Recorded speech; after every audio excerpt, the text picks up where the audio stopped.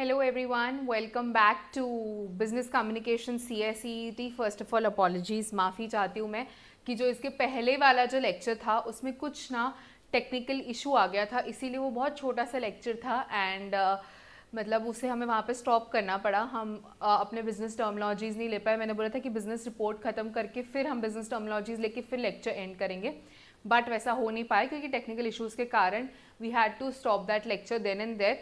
But no worries, अभी हम उसको कंटिन्यू कर लेते हैं। मेरे को पता है तुम लोग तो बोलोगे कि मैडम क्या आधे घंटे का लेक्चर था, छुट्टी हो गई, हॉलीडे हो गया, सॉरी किस बात का, रोज़ ऐसे ही क्या करो। हाँ, रोज़ हम ऐसे ही करते हैं, रोज़ ऐसे ही करते हैं। उसके बाद फिर क्या ही करेंगे ना, पास होके क्या ही कर लेंगे, CS बन के क्या फ़र्क पड़ता है ना।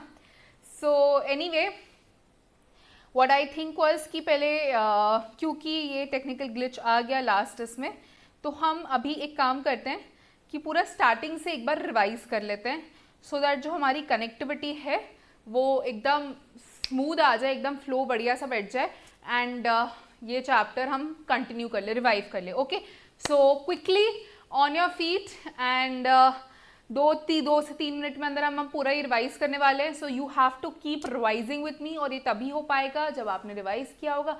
नहीं हो पाएगा तो बैठे रहो ढक्कन की तरह, मेरा क्या है, बैठे रहो ढक्कन की तरह, सुनते रहो ऐसे, कोई कुछ तो भी बोल रहा है, कुछ तो भी क्लिक हो रहा है, कुछ नहीं हो रहा है। Okay, so we started with business correspondence. Madam, correspondence means to communicate through letters. जब भी हम लेटर्स के थ्रू कम्युनिकेट करते हैं तो उसको बिजनेस करस्पॉन्डेंस बोलते हैं। बिजनेस लेटर्स ये होते हैं जो कि हम एक ऑर्गेनाइजेशन एक बिजनेस ऑर्गेनाइजेशन अपने कस्टमर्स को, एम्प्लॉयज़ को, अपने स्टेक होल्डर से जिस वे से कम्युनिकेट करता है उसको बिजनेस लेटर्स बोलते हैं। बिजनेस करस्पॉन्डेंस प्रॉपर्ली पढ़ना इसलिए भी ज़रूरी है क्योंकि फिजिकल जब हम कम्युनिकेट करते हैं तब हमें उसके एक्सप्रेशंस, बॉडी लैंग्वेज, टोन से काफ़ी चीज़ें समझ जाती है, बट रिटन के केस में ऐसा कुछ भी नहीं है। फिर हमने देखा था essentials of a good business letter. Essential of good business letter में फर्स्ट था लेटर हेड, जिसमें कंपनी की सारी बेसिक डिटेल्स होती है। लोगो हो गया, टैगलाइन होगी, ईमेल एड्रेस हो गया, कॉन्टैक्ट नंबर हो गया। उसके बाद आता है reference number. Reference number madam retrieve करने में मदद करता है, रिट्रीव करने में एक लिंक लगाने में मदद करता है एक लेटर से दूसरे लेटर में। डेट कभी भी एब्रीविएशन फॉर्म में हम नहीं लिखते हैं। क्यों? क्योंकि US UK वाला कॉन्सेप्ट मैंने आपको बताया था, कभी भी मंथ हम फुल फॉर्म में लिखते हैं। उसके बाद आता है special marking. Special marking madam, special marking से हमें वर्ड से ही समझ में आ रहा है कि कुछ तो भी स्पेशल है, या तो ये कॉन्फिडेंशियल है, या तो हम चाहते हैं कि ईमेल के थ्रू जाए, या तो हम चाहते हैं कि रजिस्टर्ड मेल के थ्रू जाए। उसके बाद आता है इनसाइड एड्रेस। इनसाइड एड्रेस की जहाँ रेसिपिएंट का एड्रेस है वो हम लिखेंगे वहाँ पे। उसके बाद आता है अटेंशन लाइन। मीन्स कि हम we want somebody to have a specific attention. हम इस डिपार्टमेंट के इस पर्टिकुलर इंसान को अटेंशन देना चाहते कि ये चाहते कि ये लेटर उसके अटेंशन में आए, चाहते कि ये लेटर उसकी नज़र में आए। उसके बाद आता है सैल्यूटेशन। सैल्यूटेशन में dear sir, dear madam is the most standard salutation. उसके बाद आता है mister X, miss X and respected sir, respected madam अभी हम यूज़ नहीं करते हैं, that is not advisable to use. उसके बाद आता है सब्जेक्ट हेडिंग। सब्जेक्ट हेडिंग यही होता है कि लेटर में बेसिकली क्या होने वाला है उसकी एक बेसिक हेडिंग होती है, जैसे हमारे चैप्टर की हेडिंग होती है वैसे एक लेटर की भी हेडिंग होती है। एंड सब्जेक्ट हेडिंग या तो आप पूरा कैप्स में लिख सकते हो, या तो फर्स्ट इनिशियल कैप्स में लिख सकते हो और बाकी सब स्मॉल में लिख सकते हो। मेन बॉडी 3 पार्ट में डिवाइड होती है। इंट्रोडक्टर की ये किस बारे में है, फिर मुद्दे की बात, फिर कंक्लूजन। कंक्लूजन में कभी भी हम थैंकिंग यू नहीं लिखते हैं। Conclusion we thank you in anticipation, we look forward to your response and ऐसी सब बातें बोलते हैं। उसके बाद कॉम्प्लीमेंट्री क्लोज आते हैं। कॉम्प्लीमेंट्री क्लोज लिंक होता है सैल्यूटेशन के साथ।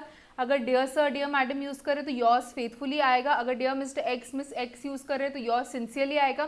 सिर्फ mister X, miss X use कर रहे हैं तो योर्स ट्रूली आएगा। उसके बाद आता है सिग्नेचरी। सिग्नेचरी किसने लिखा, ये अकाउंटेबिलिटी के लिए होता है। आपको अपना नाम कैपिटल्स में पूरे इसमें लिखना रहता है एंड उसके नीचे आपका डेजिग्नेशन लिखना रहता है। उसके बाद एनक्लोजर, मतलब आप चाहते हो कि किस किस को कॉपी सर्कुलेट होनी चाहिए। और उसके बाद आता है अनेक्सर्स, कि हमको चाहते हैं अगर डॉक्यूमेंट्स इसके साथ अटैच करना तो ये वो हो गया। ये हो गया essentials of good business letter. फिर आता है types of business letter, formal business letter, informal business letter.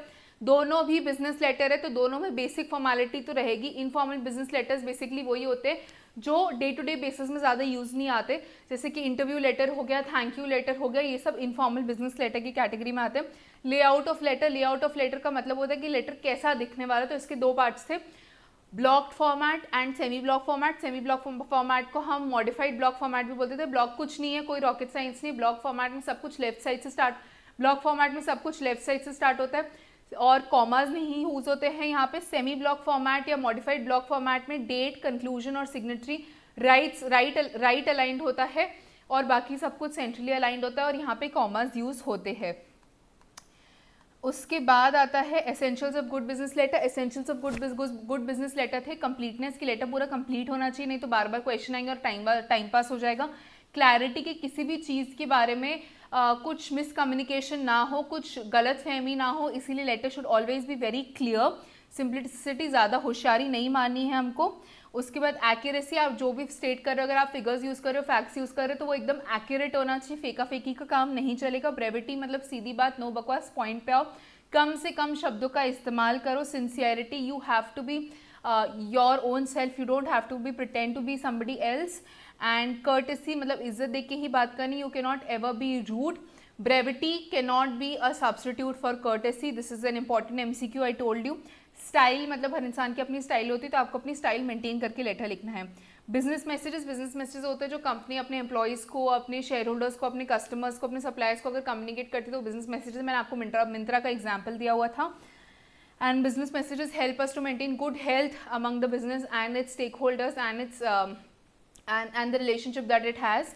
And business messages में हमेशा ये लिखा गया है कि आप कभी भी आई और वी अप्रोच नहीं यूज करेंगे, आप यू अप्रोच यूज करेंगे। फॉर एग्जाम्पल कि we are giving you 10% discount is wrong, you will be able to get 10% discount in this thing, that is the right approach. इससे हेल्प होती है कि एक ट्रस्ट होता है, एक रिस्पेक्ट की एट्रीब्यूट आती है। उसके बाद है 3 टाइप के messages, positive messages, negative messages and persuasive messages. Positive message में जो मैसेज दे रहा है उसको पता है कि या तो पॉजिटिव रिस्पॉन्स आएगा या तो न्यूट्रल रिस्पॉन्स आएगा। मैंने आपको अमेजॉन का शिपमेंट की डिटेल्स दी थी, इसमें शिपमेंट का एग्जाम्पल दिया था। नेगेटिव मैसेज मतलब जो मैसेज भेज रहा है उसको पता है कि नेगेटिव ही रिस्पॉन्स आने वाला है। मैंने आपको ICSI का कोर्स चेंज बताया था। सो अगर रिलेशनशिप ज़्यादा ख़राब ना हो जाए, इसीलिए वो उसको बताने की कोशिश करता है, इसीलिए वो उसको लिटिल थोड़ा सा पर्सुएट करने की कोशिश करता है। फिर आता है पर्सुएजन मैसेज, जहाँ पे आपको पर्सुएट करना पड़ता है, इन्फ्लुएंस करना पड़ता है। जो मैसेज भेज रहा है उसको पता है कि इस मैसेज को भेज के इम्प्लीमेंट कराने मुझे पर्सुएशन करना पड़ेगा, मुझे कुछ इन्फ्लुएंस करना पड़ेगा। Okay, then finally we start with business report. वो मुहूर्त आ चुका है जब हम इस बिजनेस रिपोर्ट के टॉपिक से स्टार्ट करने वाले हैं। सो आई होप अभी तक का जो हमने रिवाइज़ किया वो आप भी मेरे साथ साथ रिवाइज़ कर पा रहे थे, और वो मैंने कहा तभी आप कर पाएंगे जब आपने उसको रिवाइज़ करके आए होंगे इस क्लास में। नहीं तो जग सूना सूना लागे, यही फीलिंग आएगी और यही फीलिंग आती रहेगी हर रिविजन में, क्योंकि मैं तो रिवाइज़ करने छोड़ने वाली नहीं हूँ। तुम एक भी बच्चा अगर रिवाइज़ करेगा तो भी मेरे काम की चीज़ है, तो भी मैं नहीं छोड़ूंगी। तो में से अगर कोई रिवाइज़ नहीं भी कर रहा है तो भी मैं अपना बेस्ट देने के लिए रिवाइज़ तो मैं करवाऊंगी। एंड आई होप कि एक टाइम पे आके तुम समझ लो कि रिविजन करना मैडम बहुत ज़रूरी है। आप एकदम सही बोलते हो। ओके, बिजनेस रिपोर्ट पहले तो हम ये स्टार्ट करते हैं। यहाँ पे देखो पटाखा मार्क किया हुआ है कि पटाखा मतलब समझते ना, पटाखा क्वेश्चन है। पटाखा मतलब इंपॉर्टेंट क्वेश्चन है। The word report is derive from a Latin word reporter which means to carry back. देखो पहली बात ना ये बात समझ लो कि कोई भी जो यहाँ पे वर्ड्स है ना जो डिराइव हो रहे हैं, 95% जो वर्ड्स है वो लैटिन वाले ही होते हैं। तो तुम वो लैटिन वाले लोगों को पकड़ के मारना कि इतने सारे वर्ड्स क्यों डिराइव कराए। सो अगर तुम्हें कभी एग्जैक्ट आंसर नहीं पता है MCQ में और ऐसा है कि this word is derive from Latin dash dash dash, तो लैटिन वर्ड ही 95% टाइम्स होता है। तो the word report is derive from a Latin word reporter. The word report is derived from a Latin word reporter, which means to carry back. इसका क्या मतलब है? To carry back मतलब कुछ तो भी पहले हो चुका है, उससे कुछ कनेक्शन की बात हो रही है। तो बिजनेस रिपोर्ट भी बेसिकली यही है कि जो चीज़ पहले हो चुकी है भूतकाल में, अगर आप शुद्ध हिंदी समझते हैं, जो चीज़ पास्ट में हो चुकी है उसकी आज हम रिपोर्टिंग कर रहे हैं। To carry back to that incident when it happened and write down a summary of what has happened, that is a business report. कोई चीज जो पहले हो चुकी है उसको जब हम रिपोर्ट कर रहे हैं तो उसको बोलते हैं business report. Okay, a report therefore is a description of an event carried back to some who was not present in the scene, who was not present in the scene, मतलब कोई जब जिस इवेंट को हम carry back कर रहे हैं, जैसे फॉर एग्जाम्पल हम एक एग्जाम्पल लेके समझते हैं, sales report, okay, sales report अब पूरे साल भर में, पूरे साल की रिपोर्ट होगी या क्वार्टरली रिपोर्ट होगी. So every shareholder of your company या every stakeholder of a company जिसको इंटरेस्ट है कि आपकी सेल्स कितनी हो रही है, वो पूरे क्वार्टर में प्रेजेंट नहीं होगा कि पूरे क्वार्टर में देखने के लिए कि अरे भाई कितनी सेल्स हुई है, कितना ये माल बिका है, कितना वो माल बिका है, वो प्रेजेंट नहीं रहेगा. सेकेंड, ये भी पॉसिबल नहीं है, या फिर अगर साल भर की हो तो भी पॉसिबल नहीं है कि वो एक एक इवेंट देखे कि किस किस इसमें हुआ है. तो ये पीरियोडिक रिपोर्ट हो गई. This is an example of periodic report. ऐसे बहुत सारी रिपोर्ट्स होती है. कंप्लायंस रिपोर्ट हो गई, क्या आपने भैया कंप्लायंस बराबर से किया है क्या, कैसे कंप्लायंसेस हुए, कौन सी डेट को हुए हैं, टाइमली हुए हैं क्या, are there any shortfalls in compliances. तो ये सब कम्युनिकेट होता है कंप्लायंस रिपोर्ट से. ओके, सो उन स्टेक होल्डर्स को जब हम रिपोर्ट दे रहे हैं जो उस क्वार्टरली में या उस साल भर में सेल्स के लिए प्रेजेंट नहीं थे, तो उनके लिए जब हम रिपोर्ट बना रहे हैं बैक डेट जाके उस क्वार्टर पे या उस साल में जिस साल में सेल्स हुई थी, उसको हम बोलेंगे सेल्स रिपोर्ट, उसको हम बोलेंगे business report. Okay, I hope I am very clear with it. The report is a message to management. It travels from employee to a superior, from a superior to an executive, and from the executive to the management. Simply stated, a business report conveys information to assist in decision making. अब आपके जो stake holders है, ठीक है, तुम you wanted to be aware of कि कैसे sales हुई है, कितनी सेल्स हुई है, क्या हुआ है, क्या नहीं हुआ है, या क्या कंप्लायंसेस हुए नहीं हुए, बट क्यों हर चीज़ का एक पर्पस होता है ना. ऐसे टाइम पास के लिए तो बिजनेस रिपोर्ट नहीं बनाएंगे. तो बिजनेस रिपोर्ट बनाने का पर्पस क्या है? बिजनेस रिपोर्ट बनाने का पर्पस ये है कि आपके जो स्टेक होल्डर्स है या जिनके लिए आप रिपोर्ट बना रहे हैं, जो उस डेट पे प्रेजेंट नहीं थे, वो एक प्रॉपर डिसीजन मेकिंग कर पाए, उनके लिए डिसीजन मेकिंग में हेल्प हो. अब जैसे सेल्स रिपोर्ट का ही हम एग्जाम्पल कंटिन्यू करते हैं. बहुत सिंपल एग्जाम है, बहुत ईजी टू अंडरस्टैंड वाला एग्जाम्पल है. तो सेल्स रिपोर्ट, अब स्टेक होल्डर्स है या जिसने भी सेल्स रिपोर्ट देखने में जिसको इंटरेस्ट है, तो वो डिसीजन बनाएगा ना कि ओके ये सेल्स रिपोर्ट देख के okay the sales have been increasing या the sales have been decreasing. या सपोज एक सेल्स मैनेजर है, उसने बोला कि मुझे पूरी सेल्स रिपोर्ट ला के दे दो. सेल्स रिपोर्ट में आप ये असेस कर सकते हो, अरे हमारा क्या बोलते, हमारा इस एरिया में ज़्यादा सेल हो रहा है. सपोज आप 4 जगह माल भेजते हो, नागपुर में, पुणे में, बॉम्बे में और रायपुर में. तो आप देख रहे हो कि हाँ आपका नागपुर में सेल ज़्यादा हो रहा है, बट पुणे बॉम्बे में अभी भी आप उतना कैचअप नहीं कर पा रहे हो. तो आप डिसीजन मेकिंग, मतलब हम क्या करें कि पुणे बॉम्बे में भी सेल हो, वो आपको हेल्प कर रहा है कि नागपुर पे हमें अभी ज़्यादा फोकस करने की ज़रूरत नहीं है, नागपुर का हमारा बेस बन चुका है. We have to give more attention to Pune Bombay, ताकि वहाँ पे भी हम सेल्स इंक्रीज कर पाए. सो ये सेल्स रिपोर्ट ने आपको हेल्प की ये देखने में कि आपको कौन से ज्योग्राफिकल एरिया में ज़्यादा फोकस करनी है, ज़्यादा मेहनत करनी है, ताकि आप उसको टारगेटेड सेल्स तक पहुंच जाओ. या फिर आपको इससे ये भी पता चल सकता है कि मतलब पुणे बॉम्बे में मज़ा नहीं आ रहा, तो हम इसको what ever the decision may be, it helps you in decision making. Every business report helps you in decision making. That is the reason it is prepared. इसका पर्पस यही है कि आपको डिसीजन मेकिंग में ये हेल्प करेगा. Okay, thus the term report can be defined as an orderly and objective presentation of information that helps in decision making and problem solving. This is orderly report of information, not data. Data and information दोनों अलग अलग चीज़ें. मैं आपको अभी समझाती हूँ. नीचे MIS का कॉन्सेप्ट आएगा, मैनेजमेंट इन्फॉर्मेशन सिस्टम का, उसमें भी ये चीज़ काम आएगी. Data and information are 2 different things. अब जैसे सेल्स का एग्जांपल है, तो सेल्स का डेटा क्या होगा कि क्या बोलते, आपने देखा कि 1000 यूनिट्स पुणे में, नागपुर में गए हैं, 500 यूनिट्स बॉम्बे में गए हैं, 500 यूनिट्स पुणे में गए हैं और 2000 यूनिट्स रायपुर में गए हैं. ये डेटा है. ये इन्फॉर्मेशन कब बनेगी? जब हम इस पे अपनी प्रोसेसिंग कैपेबिलिटीज लगाएंगे डेटा पे और समझेंगे कि अरे नागपुर और रायपुर में ज़्यादा सेल्स हो रही है, पुणे बॉम्बे में ज़्यादा सेल्स नहीं हो रही. जब ये चीज़ काम की बन जाती है आपके, तब वो इन्फॉर्मेशन बन जाती है. जब वो रॉ है, जब वो डेटा है, मतलब वो रॉ है, वो सिर्फ नंबर्स हैं या सिर्फ कुछ तो भी लिखा हुआ है, जब वो आपके काम की नहीं आ रही है, जब तक तब तक उसको हम इंफॉर्मेशन नहीं बोलेंगे। तो business report is also not producing data. आप उनको ये नहीं बताओगे कि जनवरी में इतना हुआ, जनवरी के 1 जनवरी को इतना, 2 जनवरी को, 3 जनवरी को इतना, 4 जनवरी को इतना।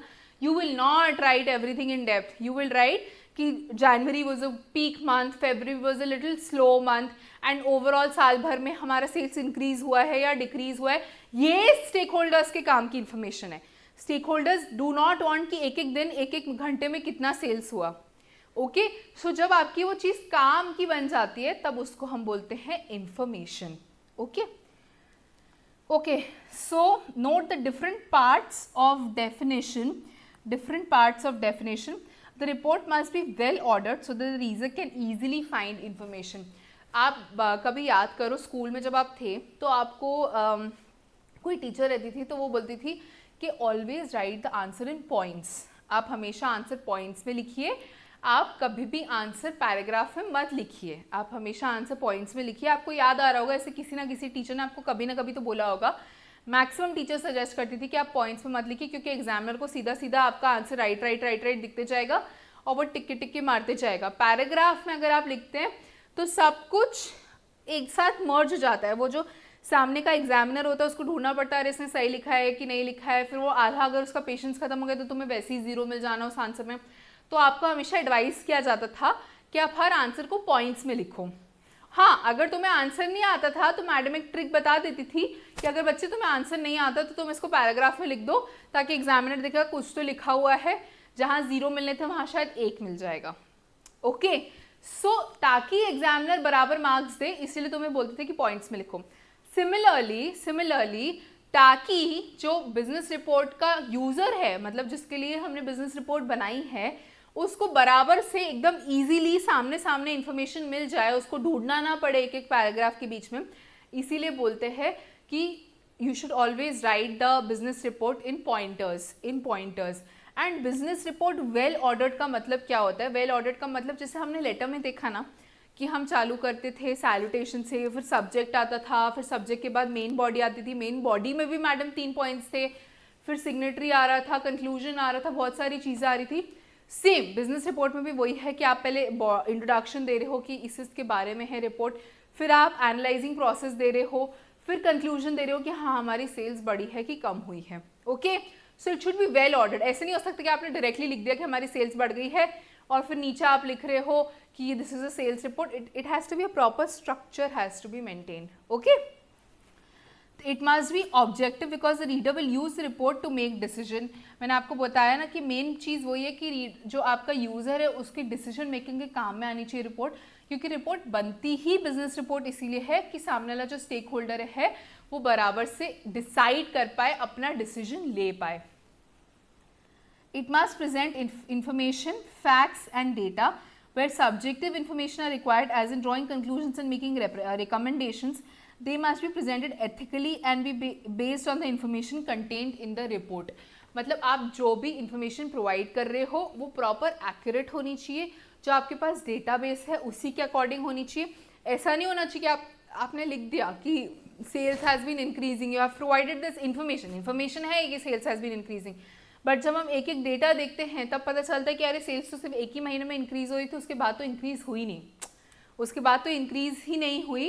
तो ये एक गलत रिप्रेजेंटेशन जा रहा है, इसीलिए आपको एकदम प्रॉपरली एक्यूरेटली अपने फैक्ट्स और डेटा को प्रेजेंट करना है। It must aid in decision making and problem solving. There is a practical need to know dimension about business report that differentiates from the academic और साइंटिफिक रिपोर्ट।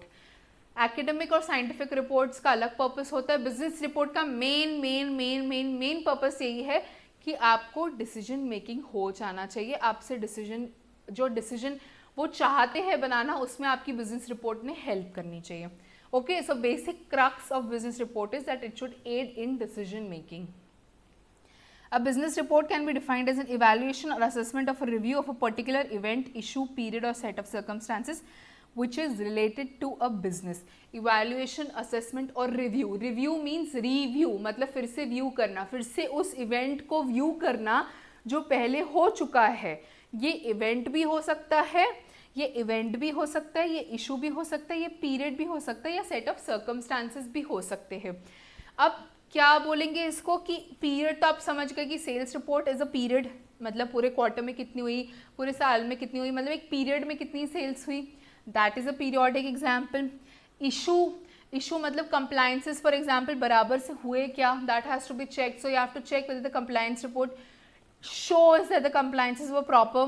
इवेंट या set of circumstances का example हो सकता है कि अरे अभी Covid के टाइम पे हमारा क्या एनालिसिस हुआ है, अभी कोविड के टाइम पे हमें प्रॉफिटेबिलिटी का क्या हाल है, ये सर्कमस्टांसेस जो कोविड के चालू है उसमें क्या हाल है बिजनेस का, दैट. तो it can be anything, it can be an event, it can be a period, it can be a circumstance और it can be an issue. Reviewing मतलब going back to that period, going back to that event, going back to that circumstances and writing about it is business report. Okay, you don't have to learn the definition. अपना MCQ paper है यार, अपन chill है, अपना chill है, बस अपने को समझना है क्या है. Okay. The business report is usually written in response to a request by an authority of the company. Business reports are most effective ways to communicate. Although the scope of business reports are broad, however, broadly we can characterize the same in the following categories. ये सब category है. Periodic report मतलब एक particular period से लेके, जैसे मैंने आपको बताया, sales report, purchase report, situational report, compliance report, क्या आपने कंप्लायंस बराबर किए हैं क्या, कॉर्पोरेट गवर्नेंस रिपोर्ट होती है, sustainability report, recommendation report, investigation report. अगर सपोज कोई इशू हो गया है, इन्वेस्टिगेशन मतलब आपकी इसमें चोरी हुई है या आपको बहुत ज़्यादा कुछ लॉस हो रहा है या आप मैनेज नहीं कर पा रहे हो, तो आप इन्वेस्टिगेट करवाते हो इशू को कि देखो कहाँ चोरी हुई है, कैसे चोरी हुई है, उसका जो रिजल्ट आता है वो है investigation report. Okay. Research report, feasibility report, periodic report. Feasibility report का एग्जाम्पल हो सकता है जैसे सपोज आपको एडवर्टाइजिंग करनी है, आपको मार्केटिंग करनी है, तो आप फीजिबिलिटी देखते हो कि भैया हमारी फीजिबिलिटी है क्या कि हम एक बड़ा सा बैनर लगा दें हर शहर में. क्या फीजिबिलिटी मतलब कि क्या जो हम पैसा स्पेंड करेंगे वो इतना बड़ा बैनर लगाने में हर शहर में, क्या उससे हमको इतना फ़ायदा होगा कि मतलब जितना हम खर्चा कर रहे हैं वो हर शहर में लगाने के लिए बिलबोर्ड को, क्या हमको उससे उतना फ़ायदा भी मिलेगा क्या हम उसको बेसिकली अफोर्ड भी कर सकते हैं क्या. तो that is feasibility report. Okay, so ये सब टाइप्स ऑफ बिजनेस रिपोर्ट है. You don't really have to learn everything, बस आपको नाम पता होना चाहिए कि हाँ ये सिचुएशन रिपोर्ट है, बिजनेस रिपोर्ट है, आगे रिपोर्ट लिखा ही रहता है, बट फिर भी आपको एक बेसिक आइडिया होना चाहिए कि कौन सी टाइप की रिपोर्ट्स होती है. Okay, writing effective business report. A business report should not be written in an ऐसे format, it should be an abridge style that allows reader to navigate through the report quickly and identify the key elements. Paragraph form and point of form. Paragraph form, point of form, examiner point of form में फटाफट देखेगा कि तुमने सही लिखा है और टिक्के मार देगा, फुल मार्क्स दे देगा. ऐसे फॉर्म में वो तभी ढूंढने की कोशिश करेगा जितना उसको मिला दे दिया आंसर राइट, बाकी गया गोल. सेम बिजनेस रिपोर्ट आपको essay format means paragraph form and essay format means the same thing कि आपको वैसे नहीं लिखना है, आपको पॉइंटर्स फॉर्म में लिखना है ताकि जो यूज़र है वो फटाफट देख ले कि हाँ मुझे इसके बारे में जानना था, इसकी ये हेडिंग है, ये पढ़ के मेरा काम हो गया ख़त्म. उसके लिए आपको सिंप्लीफाई करना है, उसके लिए आपको अपनी प्रेजेंटेशन बराबर रखनी है. It uses appropriate headings and subheadings and if necessary bullet points, diagrams and tables. The main function of a business report is to communicate relevant information quickly, clearly and efficiently. या फिर जैसे आप ये लिखने की जगह the sales have been increasing, आप एक ग्राफ बना दो ऐसे करके तो समझ जाएगा कि भैया सेल्स बढ़ी रही है इनकी. तो यू नो जो आई कैची हो, जिससे यूज़र को बराबर से प्रॉपरली क्विकली इन्फॉर्मेशन मिल जाए, एकदम ईजीली और क्विकली इन्फॉर्मेशन मिल जाए, आपको वैसे काम करने हैं. ओके, वैसे काम करने हैं. अगर आप पीरियोडिक रिपोर्ट सब चीज़ों की बना रहे हो और ऊपर लिख दे रहे हो कि sales in the first quarter, sales in second quarter, sales in third quarter, ऐसे करके प्रॉपर हेडिंग लिख दे रहे हो, तो उसको अगर कोई पर्टिकुलर क्वार्टर के बारे में जानना है तो वो सीधा हेडिंग पढ़ के उसी पैराग्राफ उसी पॉइंटर को देखेगा एंड बाकी सब वो नहीं देखेगा क्योंकि उसके काम की चीज़ नहीं है. So you are making it easy for the user, you are making it quick for the user. Okay. Business reports can range from brief 1 or 2 pages reports to 100 or more pages with several chapters and quite possibly a number of appendices. A lengthy report would include a table of contents and probably an index, however usually include the 4 elements. किसी भी business report में normally एक 4 elements होते हैं, ये वो 4 elements हैं, ये वो 4 elements हैं. एग्जीक्यूटिव समरी मतलब किस बारे में ये रिपोर्ट होने वाली है, एक बेसिक क्विक आप बता दो कि हाँ हम सेल्स के बारे में बात करने पड़े। बॉडी में आप क्या लिखोगे कि हमने प्रॉपर स्टडी की, हमने प्रॉपर अपने टैली डेटा से रिट्रीव किया और हमें पता चला कि फर्स्ट क्वार्टर में ऐसा हुआ, सेकंड क्वार्टर में वैसा हुआ, हमने डेटा एनालिसिस टूल लगाए, तब जाके हमें समझा। फिर की फाइंडिंग रिकमेंडेशन में आप बता देते हो कि फर्स्ट क्वार्टर में बढ़ा, सेकंड क्वार्टर में उतना ही रहा, थर्ड क्वार्टर में बहुत ज़्यादा बढ़ा, फोर्थ क्वार्टर में it was an average. Then conclusion में आप लिख दोगे कि overall the sales if you see as a picture in large तो इट हैज़ बीन इंक्रीजिंग। तो इस तरीके से आपको चारों पॉइंट्स को कवर करने हैं अपने रिपोर्ट में। ये चार जो बोलते हैं ना जैसे सैल्यूटेशन, सब्जेक्ट और मेन बॉडी था, ये वैसे टाइप के कि एग्जीक्यूटिव रिपोर्ट में क्या क्या, बिजनेस रिपोर्ट में क्या क्या चीज़ें आनी चाहिए। To write an effective business report, it is necessary to understand and identify the following. It is necessary to understand and identify the following. मतलब आपको आइडेंटिफाई भी करना और आपको समझना भी कि ऑब्जेक्टिव क्या है बिजनेस रिपोर्ट का। अगर सेल्स है तो हमें सेल्स रिपोर्ट बनानी, तो सेल्स रिपोर्ट का ऑब्जेक्टिव ये है कि हमको बताना है कि सेल्स का सिचुएशन क्या था, ड्यूरिंग दैट पर्टिकुलर पीरियड, तो वो हमारा ऑब्जेक्टिव हो गया। फॉर्मेट ऑफ द रिपोर्ट कि हम कैसे अपनी रिपोर्ट प्रेजेंट करेंगे, क्या हम ज़्यादा डायग्राम्स यूज़ करेंगे, क्या हम पॉइंटर्स ज़्यादा यूज़ करेंगे, क्या हम उसको सब हेडिंग में फॉर्मेट में लिखेंगे। तो फॉर्मेट कैसा रहेगा बिजनेस रिपोर्ट का, वो user of the report very important. आपको देखना है कि आपके यूज़र्स कौन हैं, आपको अपने यूज़र्स को समझना भी है। सपोज आपके फॉरेन के यूज़र्स है तो भैया आप हिंदी में नहीं लिख सकते, okay, so it has to be compulsorily in English. या आपके यूज़र्स ऐसे हैं जो ज़्यादा टेक्निकली ज़्यादा साउंड नहीं, तो आपको बहुत सिंपल लैंग्वेज में लिखनी रिपोर्ट ताकि उनको समझ में आ जाए। रिक्विजिट इन्फॉर्मेशन और इनपुट डेटा की जो टैली डेटा है वहाँ से वो डेटा हमको आइडेंटिफाई करना है, फिर हमको डेटा समझना है, उसको एनालाइज करना है, तभी तो हम रिपोर्ट बना पाएंगे। Analysis and fact finding procedure, these are interlinked. Executive summary कि क्या बेसिकली हुआ, क्या नहीं हुआ, क्या फाइंडिंग्स थे, क्या चीज़ें नहीं थी। Executive summary acts like an abstract of regular essay. It will briefly state the purpose of the report.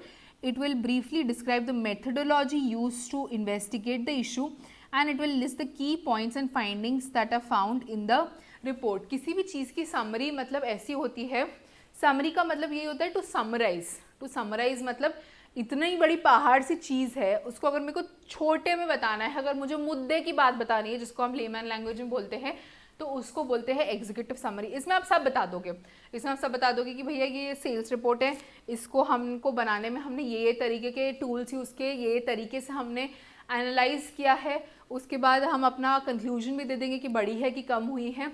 So it basically contains everything. अब जैसे ये नोट्स बहुत बड़े नोट्स है, उसमें मैं आपको येलो मार्क करके देती हूँ, उसमें आपको बोलती हूँ कि आप बराबर से साइड में लिख लो ताकि आपको बार बार पढ़ने की ज़रूरत नहीं पड़े, या फिर सिर्फ ये येलो पॉइंट्स पढ़ने की ज़रूरत पड़े। तो ये हम क्या कर रहे हैं, इन सब नोट्स को छोटा कर रहे हैं, स्क्रंच कर रहे हैं। मैं आपको बार बार बोलती हूँ कि आप जितना नोट्स को स्क्रंच करोगे उतनी बार आप उसको रिवाइज कर पाओगे। तो ये स्क्रंच करने वाले प्रोसेस को, या ये जो येलो पोर्शन है, ये इस पर्टिकुलर पैराग्राफ की समरी है कि बहुत बड़ी सी चीज़ को हम छोटे में जैसे बता देते हैं, उसको बोलते हैं summary. The body gives details of the evaluation process. It will describe your methodology and identify particular issues that impacted on your evaluation. It may also allude to or give brief purview of your findings. Relevant tables and or diagrams will appear in the body. Body मतलब कि हमने कैसे use किया, कैसे बराबर से समझा, कैसे हम उस कंक्लूजन तक पहुँचे, उस प्रोसेस, वो जो इवैल्यूएशन प्रोसेस है, जब हमने बोला कि सेल्स बढ़ी है या कम हुई है, वो डिसीजन तक हम कैसे पहुँचे, ये हमको पूरा समझाना होता है बॉडी में। और हम यहाँ पे डायग्राम्स यूज़ कर सकते हैं, पिक्टोरियल रिप्रेजेंटेशंस यूज़ कर सकते हैं, जैसे मैंने आपको बोला कि ऐसे बढ़ा या ऐसे ऐसे हमारा ग्राफ था सेल्स का, ये सब चीज़ें आएगी आपकी बॉडी में।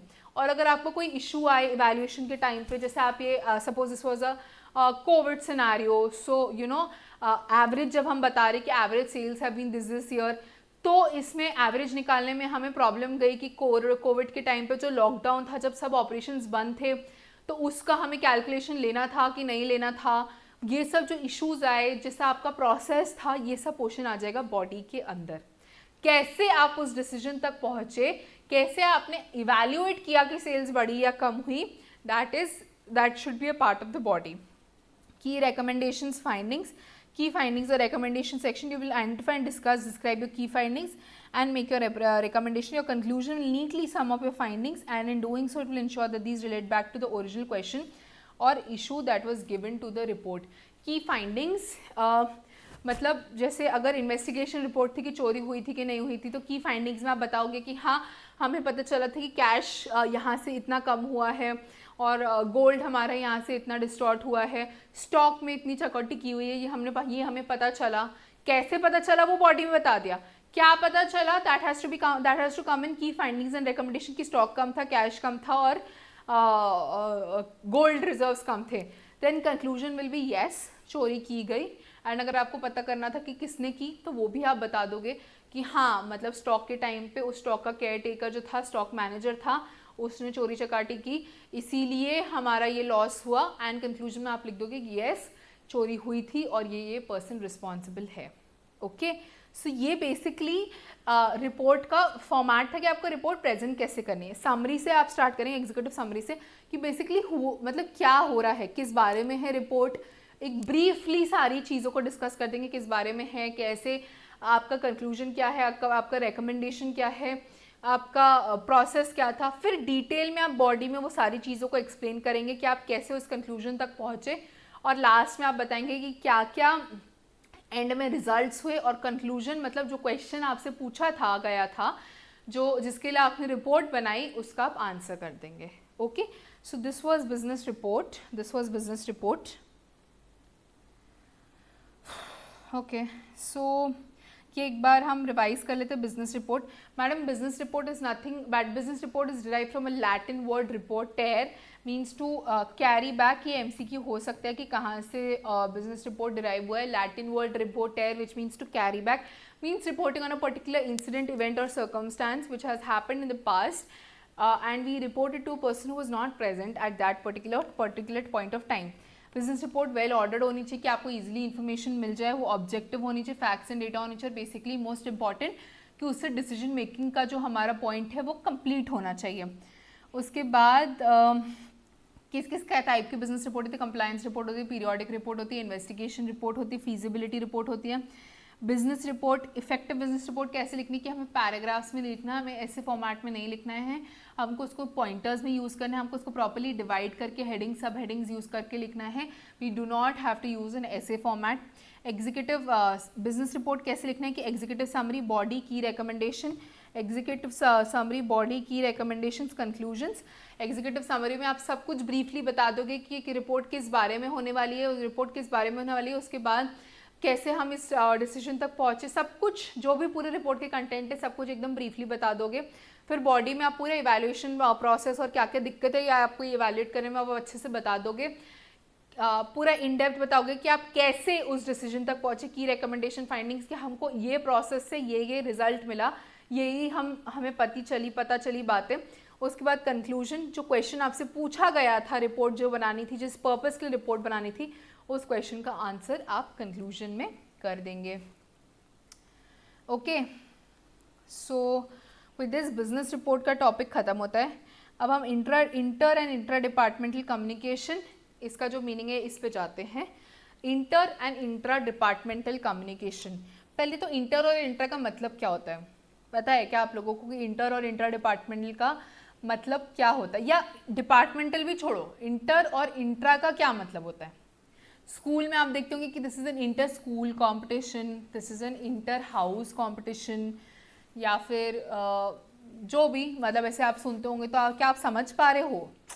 कभी भी अगर हमें ना कोई वर्ड नहीं समझ में आता है तो हमें उसे सेंटेंस में पुट करके देखना चाहिए या फेमिलियर फॉर्म से देखना चाहिए कि क्या हमें तभी भी उसका मतलब समझ में आ रहा है क्या। इंटर स्कूल मतलब या इंटर मतलब within two departments, inter school मतलब विद इन टू स्कूल्स, मतलब आपके स्कूल का कंपटीशन किसी और स्कूल के साथ जब होता था तब उसको हम बोलते थे इंटर स्कूल कंपटीशन।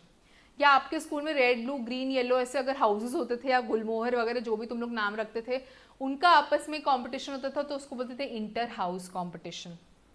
मतलब between two departments, when it is between two departments it is called as inter-department. When it is between two schools it was called inter-school competition. When it was between two houses it was called as inter house competition.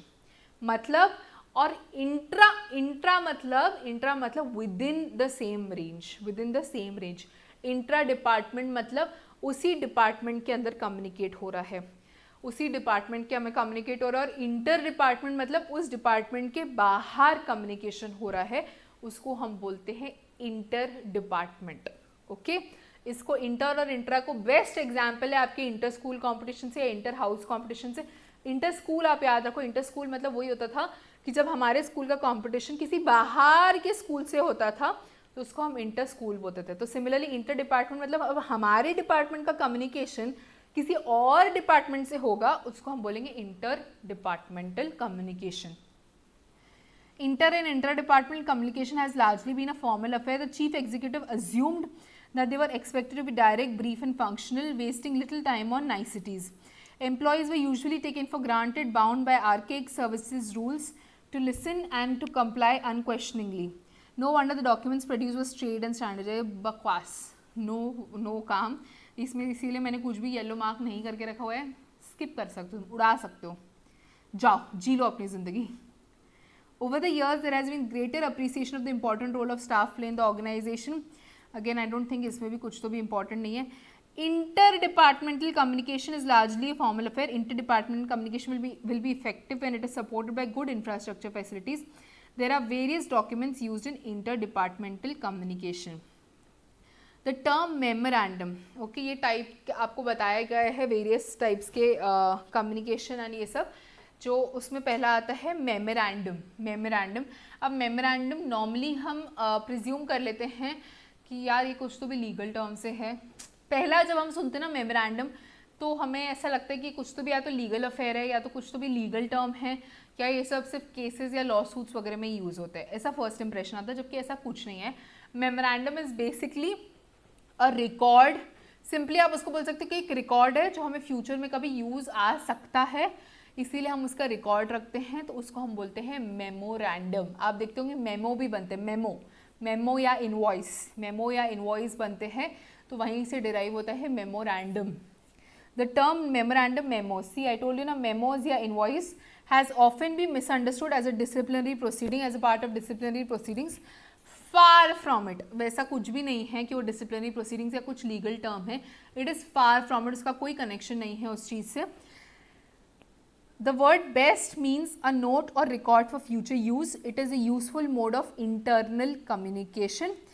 Internal communication is different and interdepartmental communication is different. Internal communication and external communication, आप याद करो communication chapter में हमने पढ़ा था types of communication में. Internal communication मतलब within the organisation. Within the organisation मैंने आपको इससे भी समझाया था कि जब ऑर्गेनाइजेशन के लोगों के साथ, जो ऑर्गेनाइजेशन का हिस्सा है उनके साथ हम कम्युनिकेट करते हैं तो उसको इंटरनल कम्युनिकेशन बोलते हैं. तो इंटरनल कम्युनिकेशन मतलब ये सब जो हम पढ़ रहे हैं मेमोरेंडम वगैरह, ये सब ऑर्गेनाइजेशन के अंदर यूज़ होता है कम्युनिकेट करने के लिए. और ऑर्गेनाइजेशन के अंदर जब एक डिपार्टमेंट से दूसरे डिपार्टमेंट में कम्युनिकेशन हो रहा है, जब इंटर डिपार्टमेंटल कम्युनिकेशन हो रहा है, तब ये टूल्स यूज़ होते हैं. Okay, so do not confuse between interdepartmental communication and internal communication. Inter means एक डिपार्टमेंट से दूसरे डिपार्टमेंट में, बट है दोनों डिपार्टमेंट ऑर्गेनाइजेशन का ही पार्ट, इसीलिए it will be internal communication. Okay, I hope it's clear. ये क्लियर तब होगा जब इंटरनल कम्युनिकेशन तुम्हें अच्छे से याद होगा.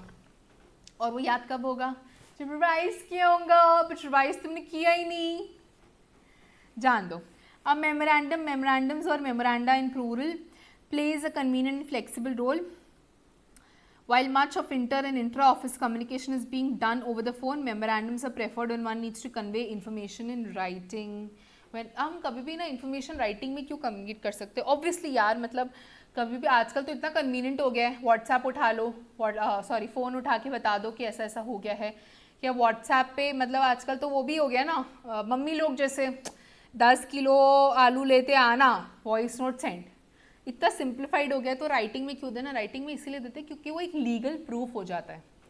आप कभी भी किसी को राइटिंग में देते हो तो वो एक लीगल प्रूफ हो जाता है.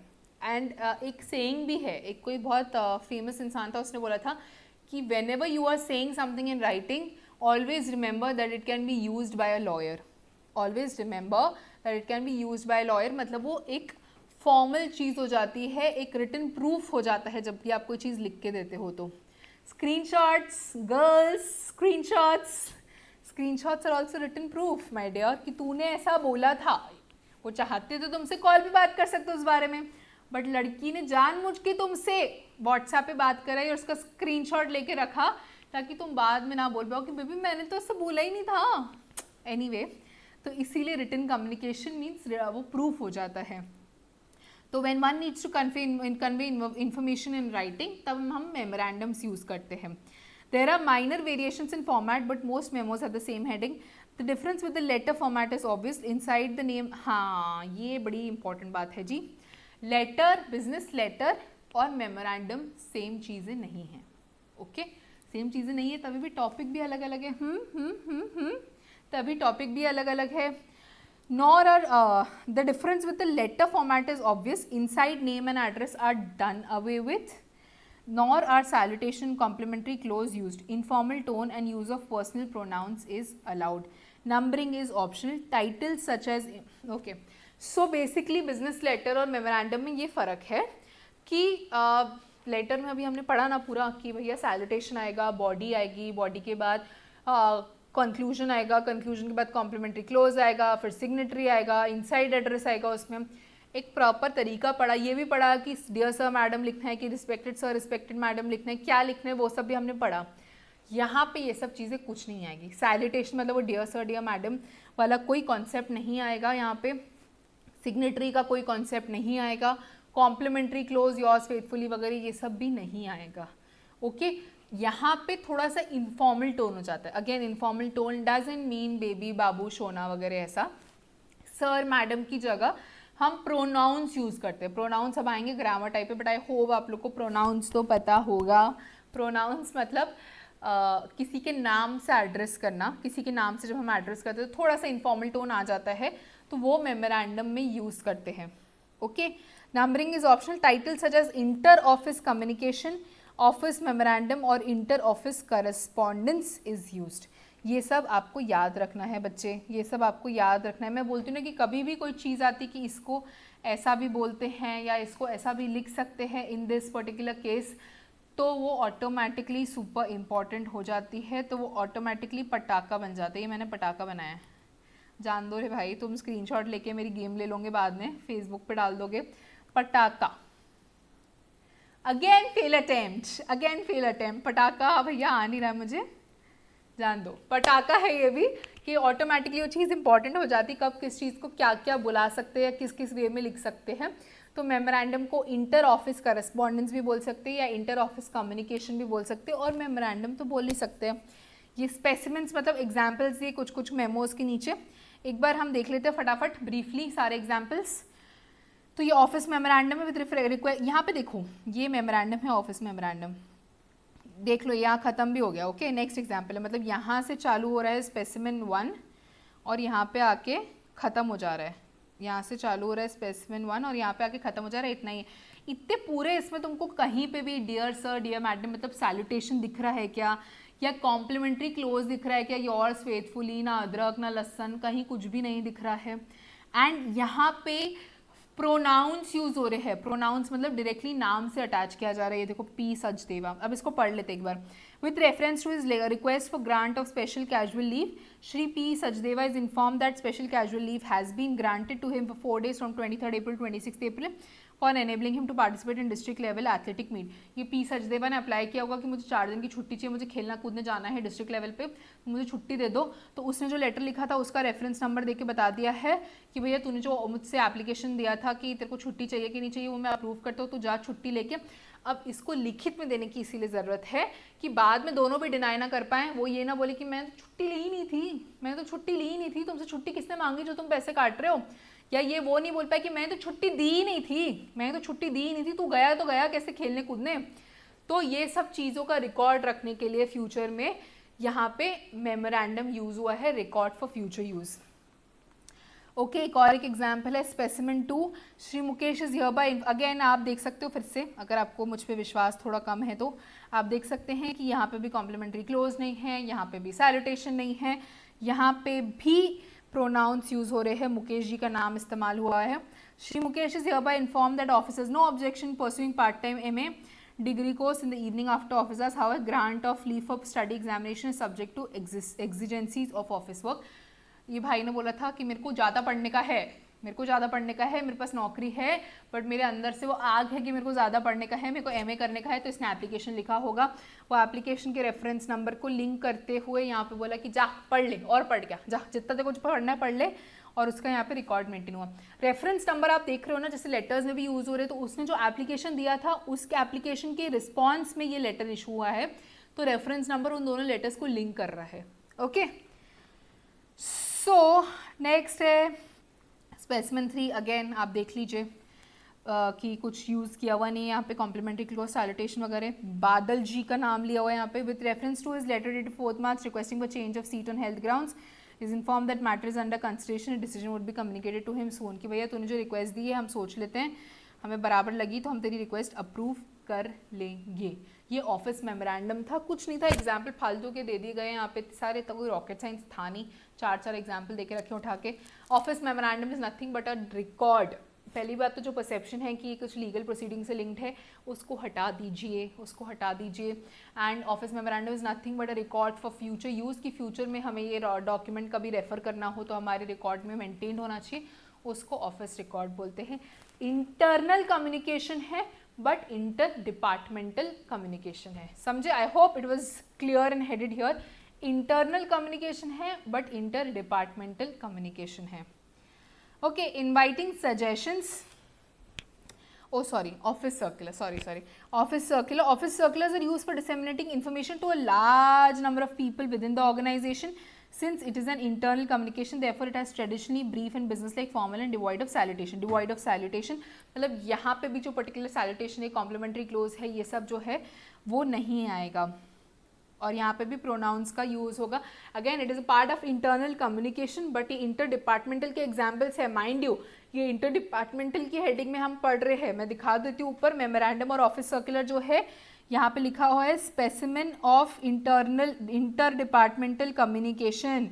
Inter departmental communication, inter departmental के एग्जाम्पल्स हैं मेमोरेंडम और ऑफिस सर्कुलर। ओके, सो ऑफिस सर्कुलर। मेमोरेंडम कैसा था, हमने जितने भी एग्जाम्पल्स देखे, किसी को छुट्टी पे जाना था, किसी को पढ़ाई करने की आग थी, वो जो भी था वो एक बंदा था। पूरी दुनिया को तो एक साथ पढ़ाई नहीं करनी है ना, पूरी दुनिया को तो एक साथ छुट्टी पे नहीं जाना है, पूरी कंपनी को तो एक साथ छुट्टी पे नहीं जाना है। तो वो जिस इंसान को छुट्टी पे जाना था, उसने सामने वाली जो उसकी अथॉरिटी थी, जो उसको बॉस था, उसको एप्लीकेशन लिखा, उसके बॉस ने उसको बता दिया कि ये तू जा सकता है छुट्टी पे। अब इसको पूरे ऑर्गेनाइजेशन को बताने की जरूरत है कि ए छुट्टी पे जा रहे हैं, सुन लो ये इंसान छुट्टी पे जाने वाला है, देख लो, किसी को आरती पूजा करनी है तो कर लो। नीड ही नहीं है ना, नीड ही नहीं है टाइम पास करने की। तो इसीलिए वो एक 1-to-1 बेसिकली कम्युनिकेशन होता है मोस्टली।